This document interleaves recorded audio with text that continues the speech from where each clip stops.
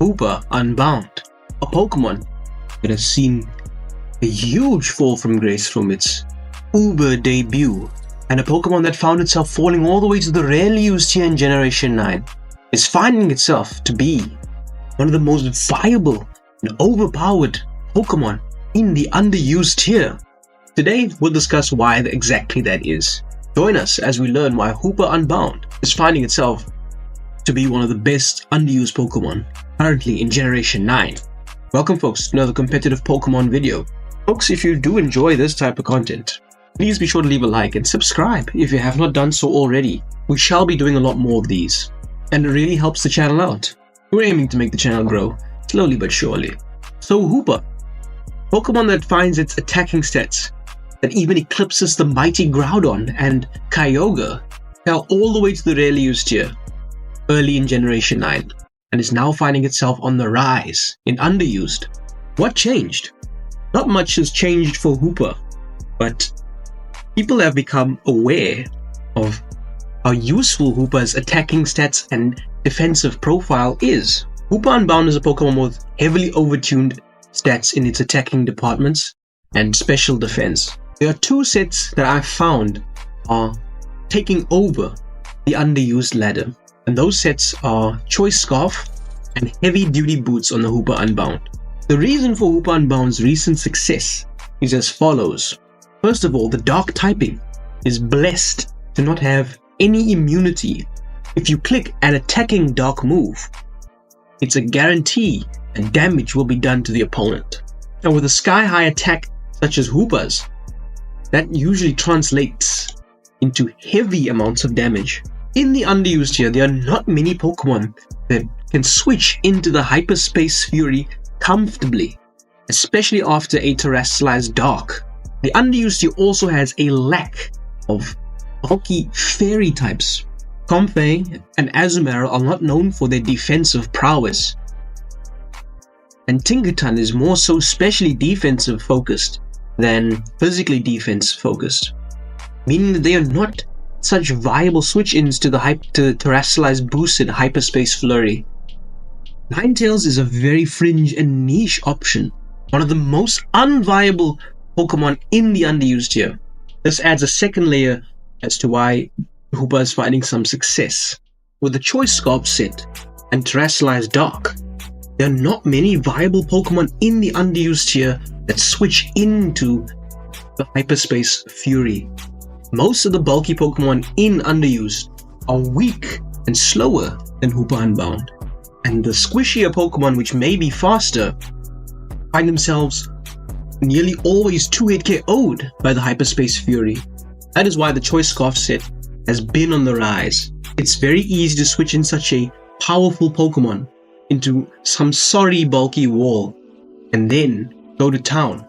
The set I always recommend for Choice Scarf Hoopa-Unbound is Hyperspace Fury, Dunk Shot for the fairies if Hyperspace Fury isn't going to be punching through them, Psychic or Zen Headbutt to deal with Toxapex and other poison types, and Knuckle for overall team support, damage, and a secondary Dark Stab move for when Hyperspace Fury's 8PP gets burned through.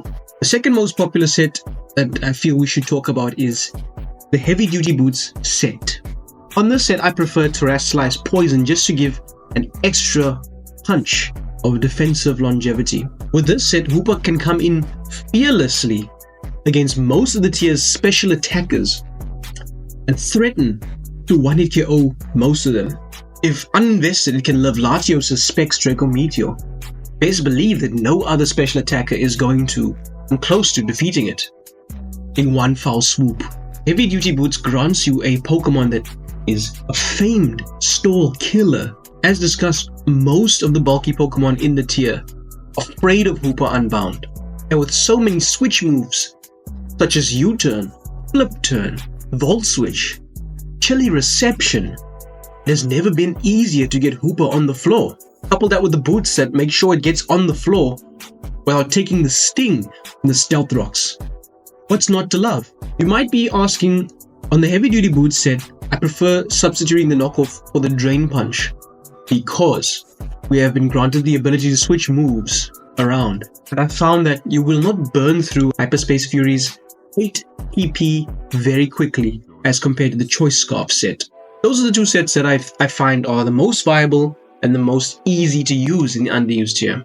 Choice Scarf, threaten most of the bulky attackers and be faster than all the squishies, and threaten to 1 KO them with a Terra boosted Hyperspace Fury. No immunities, meaning it always will get heavy damage off. Heavy duty boots, coupled with switch moves from teammates, has ensured that it has never been easier to get Hoopa on the floor. You might be thinking, Hoopa used to be a very, very difficult Pokemon to play with. High risk, high reward, because of its susceptibility to U-turn and physical priority moves. And you would be right. However, in the underused tier, there is no short supply of U-turn deterrents. Pokemon such as Cobalion with Rocky Helmet is hands down one of the best switch-ins to a potential U-turn. It even eats U-turns from low kicks, let alone a U-turn that's 4 times resisted. Zapdos as well tends to punish contact moves more often than you'd like, with a static proccing on all these Pokemon, fearlessly spamming U-turn on the Hoopa-Unbound. So Hoopa-Unbound can actually turn its fatal weakness into a potential punishment for the opponent. Such 2 prominent Pokemon that you can just slap on your team with Hoopa, which both have switch moves in Volt Switch, by the way, and offer team support in Stealth Rock. So easily, you are halfway there to building a semi-decent team for the ladder featuring Hoopa-Unbound. The last few things I'd like to mention is that Hoopa-Unbound does have decent special defense, meaning it is no slouch when staring down a boosted special threat, and can be the difference between your team getting swept by a boosted special attacker or you barely surviving and getting rid of a threat. There are 2 more sets that are popping up here and there on the ladder, but I'm not such a fan of them, and I'll explain briefly.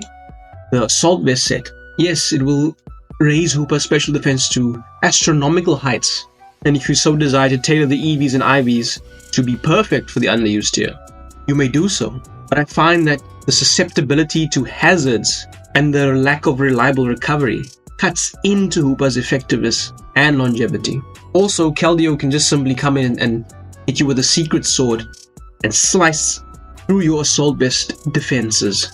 Lastly, Banded Hoopa is an overkill on a Pokemon. Many Pokemon that are 2-hit KO'd by Banded Hoopa are also sometimes 2-hit KO'd by Scarf Hoopa. Certain variants of Zapdos, certain variants of Hydrapple and Toxapex are also 2-hit KO'd by Scarf Hoopa. So there's no need to be slower than the squishy, faster offensive threats. Rather be faster than everybody with Scarf Hoopa and still do heavy damage than be slower and one Pokemon. And there you have it, folks.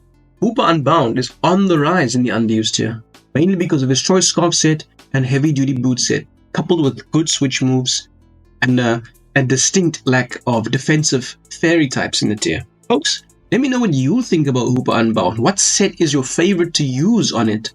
Why do you think it is on the rise in the underused tier?